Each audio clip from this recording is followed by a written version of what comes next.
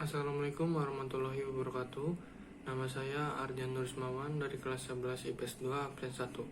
Di sini saya akan mempresentasikan tentang pahlawan daerah yang berasal dari Cilegon, yaitu Ki Wasid. Kiai Haji Wasid bin Muhammad Abbas lahir dengan nama Qasid atau lebih dikenal dengan nama Ki Wasid.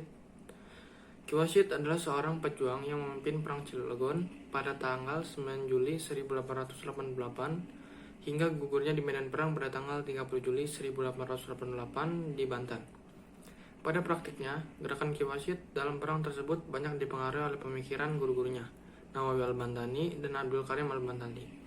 Seorang mursyid tarekat Qadiriyah Naqsbaniyah, dan perjuangannya ia memiliki keahlian dan kemampuan strategis seperti bagaimana ia melakukan komunikasi politik dengan para ulama, jawara, dan pejuang-pejuangnya lainnya di Banten dan luar Banten untuk terlibat dalam perang melawan penjajah Belanda. Ki Wasid lahir pada tahun 1843 di kampung di Lingseng, Ciwandan, Cilegon, Banten. Ia terlahir sebagai anak tunggal dari pasangan Kiai Muhammad Abbas dan Nyai Johariah. Dari garis ayah dan ibunya, ia merupakan keturunan seorang pejuang yaitu Ki Mas Jong. Silsilah lengkapnya adalah Ki Wasid bin Ki Abbas bin Ki Kostu bin Ki Jauhari bin Ki Mas Jong. Ki Mas Jong merupakan tangan kanan Prabu Pucuk Umum Raja Pajajaran. Setelah kekalahan kerajaan Sunda oleh Kesultanan Banten, ia kemudian masuk Islam dan menjadi pengikut dan orang kepercayaan Maulana Hasanuddin, yaitu Sultan Banten.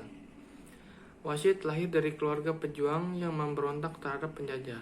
Ayahnya Abbas mengambil bagian dalam pemberontakan Wakhiyah atau Perang Gudang Batu tahun 1850. Wasid kecil tumbuh di tempat pengasingan karena ayahnya sering mengajak keluarganya berpindah-pindah tempat untuk menghindari dari kejaran tentara Belanda. Ki Wasid memperoleh pendidikan perdana seperti ilmu agama dasar dari ayahnya, Kiai Muhammad Abbas yang juga seorang pejuang dan guru agama. Ia juga pernah berguru kepada Ki Wakhiyah, teman ayahnya yang memimpin Perang Gudang Batu di Serang. Ia kemudian menempuh pendidikan di pesantren-pesantren lokal di daerah Jawa Barat, Jawa Tengah, dan Jawa Timur. Setelah memperoleh pendidikan di pesantren lokal, Ki Wasid kemudian memperdalam ilmu agamanya di Mekah sambil menunaikan ibadah haji. Di Tanah Suci, ia berguru pada Syekh Nawawi Al-Bantani. Sekembalinya dari Mekah, Ki Wasid banyak melakukan perjalanan dari kampung ke kampung memenuhi undangan penduduk untuk berdakwah. Selain melakukan perjalanan dakwah, ia juga mengajar di pesantrennya di Kampung Beji, Cilegon. 3 pokok ajaran yang disebarkan kepada muridnya adalah tentang tauhid, fikih, dan tasawuf. Bersama kawan seperjuangannya Haji Abdul Rahman, Haji Akib, Haji Aris, Haji Arsyad Tawil, Haji Arsyad Kausir, dan Haji Tebagus Ismail, mereka menyebarkan pokok-pokok ajaran Islam itu kepada masyarakat.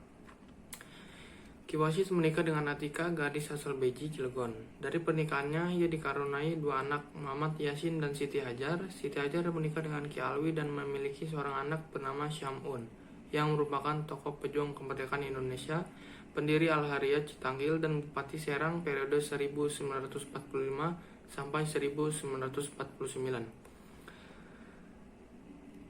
Selain sebagai seorang pejuang dan ulama yang menguasai ilmu keagamaan, sebelum pecahnya Gegeri Cilegon 1888, Ki Wasid juga menjabat sebagai seorang penasihat Mahkamah Agung atau Qodi di Afdeling Cilegon. Ki Wasid dikenal sebagai seorang ulama yang berdakwah dari satu tempat ke tempat lainnya untuk mengobarkan semangat jihad dan mengajak umat menjauhi perbuatan syirik di tengah masyarakat yang saat itu percaya terhadap tahyul. Pada tahun 1887, sebelum peristiwa Geger Cilegon 1888 di desa Lebak Kelapa, terdapat pohon kebu besar yang dianggap keramat, dapat memusnahkan bencana dan mengabulkan permintaan asal memberikan sesajen kepada penunggu pohon atau jin.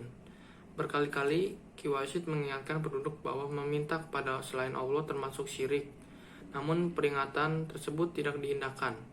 Melihat keadaan ini, Ki Wasid dengan beberapa muridnya menebang pohon berhala pada malam hari. Penghancuran pohon tersebut menimbulkan kemarahan dari pemilik pohon. Ia kemudian mengadukan peristiwa tersebut kepada pemerintah Belanda dengan tuduhan bahwa Ki Wasid telah melakukan kerusakan dan merugikan sebagai pemilik karena dari pohon tersebut ia memperoleh penghasilan. Atas dakwaan tersebut, akhirnya Ki Wasid ditangkap dan diadili di pengadilan kolonial pada 18 November 1987. Ki Wasid divonis dengan hukum cambuk dan dipenjarakan serta dikenakan denda sebesar 7,50 gulden. Ki Wasid merupakan seorang pimpinan Geger Cilegon 1888 atau juga disebut sebagai Perang Wasid. Faktor-faktor yang melatar belakangi terjadinya peristiwa tersebut telah diuraikan sendiri oleh Ki Wasid. Pertama, dua pejabat pemerintah kolonial, yaitu Pati dan Jaksa, telah melarang umat Islam melakukan ibadah di masjid. Kedua, dinaikannya pajak perahu dan pajak-pajak usaha yang lain.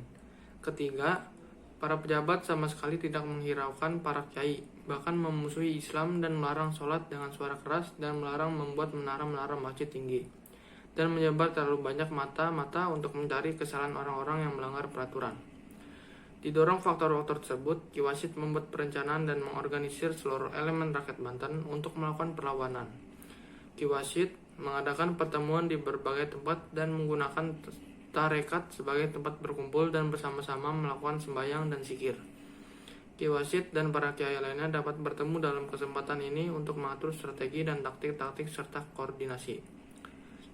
Salah satu pertemuan penting sebelum pemberontakan yaitu pertemuan pada 22 April 1988 yang diadakan di kediaman Ki Wasid di Beji. Pada akhir zaman, 300-an orang tamu berkumpul di masjid di mana para kiai dan murid-murid mereka bersumpah. Pertama, bahwa mereka akan ambil bagian dalam perang Sabil. Kedua, bahwa mereka yang melanggar janji akan dianggap sebagai kafir. Ketiga, bahwa mereka tidak akan membocorkan rencana-rencana mereka kepada pihak luar. Di sela-sela kesibukannya berpropaganda, 3 bulan sebelum pertempuran, Ki Wasid memimpin persiapan perang dengan mempergiat latihan-latihan pencaksilat, pengumpulan dan pembuatan senjata-senjata, dan sembari membakar semangat melalui khutbah-khutbahnya untuk melaksanakan perang dan berjihad. Pada 15 Juni 1988, beberapa pemimpin terkemuka bertemu di rumah Ki Wasid di Beji, di mana mereka membicarakan mengenai tanggal dimulainya penyerangan. Mereka mencapai kata sepakat bahwa penolakan akan dimulai pada 12 Juli, akan tetapi setelah pertemuan 22 Juni 1888, tanggal pemberontakan diubah menjadi 9 Juli 1888. Hal ini dikarenakan Ki Wasid dan Haji Ishak menyerukan agar pemberontakan segera dilaksanakan untuk mengantisipasi kemungkinan rencana mereka tercium pejabat-pejabat pemerintahan. Selaku pemimpinan operasi, Ki Wasid mulai mengatur strategi penyerangan. Ia membagi pasukan dalam beberapa kelompok yang masing-masing bertugas menyerang penjara. Yang lain membebaskan tahanan, menyerang kepatihan, dan menyerang rumah asisten residen. Pada hari Senin 9 Juli 1888, perang dimulai dan pada sore harinya Cilegon dapat diduduki oleh Ki Wasid dan para pasukannya. Namun di bawah komando Kapten A. van Huizen, Belanda melakukan operasi pematahan, perlawanan, dan melakukan pengejaran terhadap Ki Wasid dan kawan-kawannya. Pertempuran terus berlangsung hingga pada tanggal 30 Juli 1888, Ki Wasid, Ki Tubagus Ismail, Haji Usman, dan Haji Abdul Ghani terbunuh sebagai syahid dan pahlawan Geger Cilegon tahun 1888. Pada 20 September 2013, kisah perjuangan Ki Wasid dalam peristiwa Geger Cilegon 1888 diangkat ke dalam sebuah film berjudul Ki Wasid di Balik Jihad Sang Pejuang 1888 yang disutradarai oleh Darwin Maesa dan diproduksi oleh Kremov Pictures. Untuk menang perjuangan pemerintah Provinsi Banten, kemudian akan mengajukan Ki Wasid sebagai pahlawan nasional. Sekian dari saya, kurang lebihnya mohon maaf. Wassalamualaikum warahmatullahi wabarakatuh.